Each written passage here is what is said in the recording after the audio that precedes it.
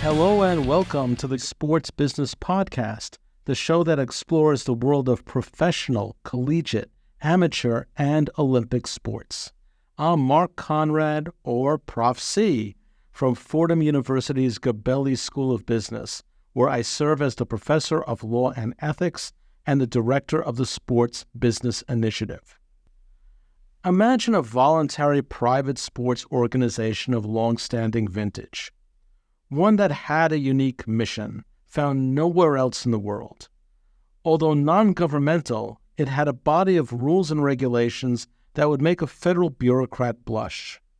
They were intricate, with armies of compliance officers employed by its members to ensure the rules were followed. And the rules were the de facto laws of college and university sports for decades. The organization was struck in a traditionalist mode, probably the last one in the world that maintained a strict series of rules, barring even the whiff of professional conduct. These rules, enacted by consent of the member schools, created a social contract, and, to be fair, one that had some validity and may still have some validity for many, many schools and many school athletes. In essence, the organization crows that college athletes are students first and athletes second. The organization regulated competitive balance among schools. The goal was to get an education, experience competition, build friendships, and boost school spirit for students and alumni.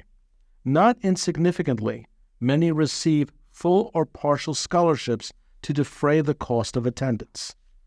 Rules were equally administered for schools in various divisions to prevent richer and bigger schools from using their leverage to find the best athletes.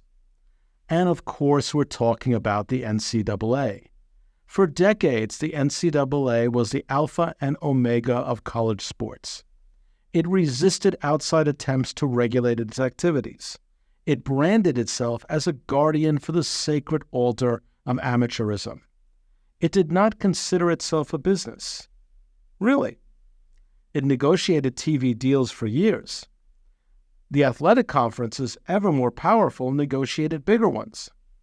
Its member schools paid big-time coaches increasingly lucrative seven-figure annual contracts and entered into profitable sponsorships. Schools sold tickets to alums and others, filling up arenas and stadiums that could make a pro facility look simply functional. They thought athletic success as a chip to attract big money from alums. So the schools can make money. The broadcasters make money. The sponsors make money. Coaches make money. But what about the athletes? These students may start to think of themselves, finally, as a labor force, entertaining the other stakeholders, and they're not merely an appendage to college athletic departments.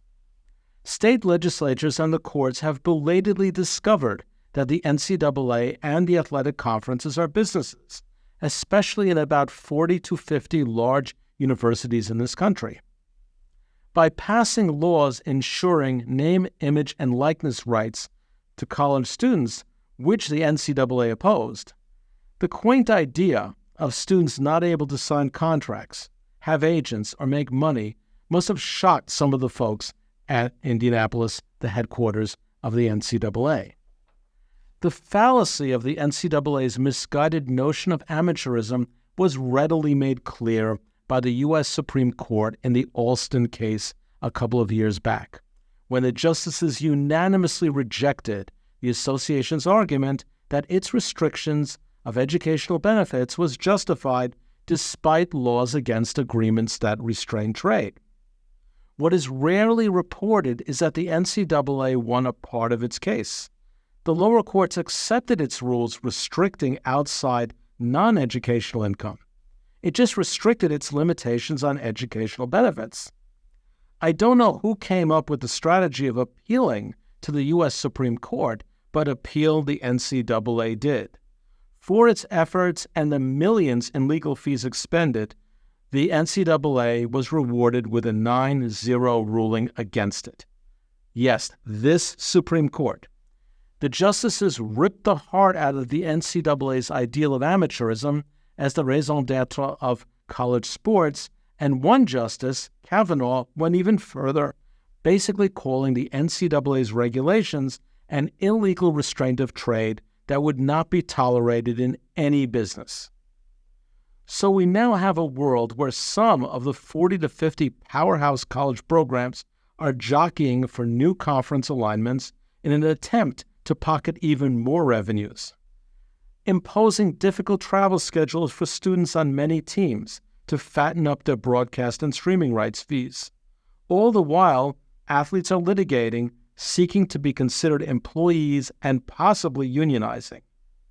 This may sound like old hat for some of you, but this history leads to the question of where do we go from here? And it's time to look into my crystal ball called Prof C's Prophecies. And here are some prophecies. 1.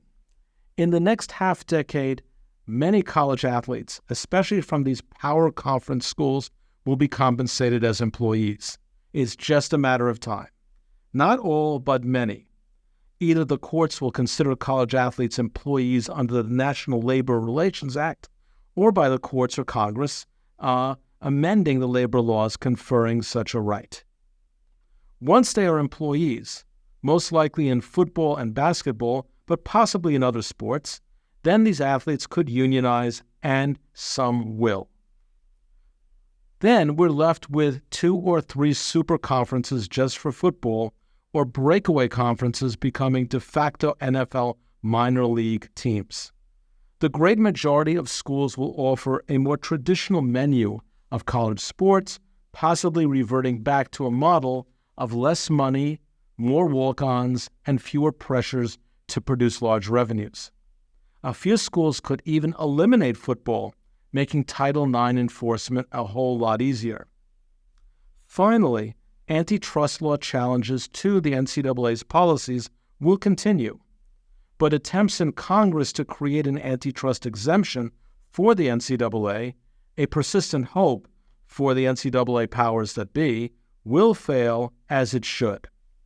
Before traditionalists quake in their boots, hear me out. For the power schools, those generating $50 million a year or more from college football and basketball teams, the unionization of athletes would avoid litigation and congressional action and would bring consistency and stability. NIL standards can be negotiated rather than devised by collectives and in the free-for-all situation that we have now. Working conditions and health insurance could be negotiated, as would transfer rules. Finally, to the relief of everyone except the lawyers, the result will be a less contentious and less litigious atmosphere because collective bargaining agreements are essentially litigation-proof. And that is a big plus for all the stakeholders, including the fans. Thank you for listening. Until next time, this is Prof C for the Sports Business Initiative.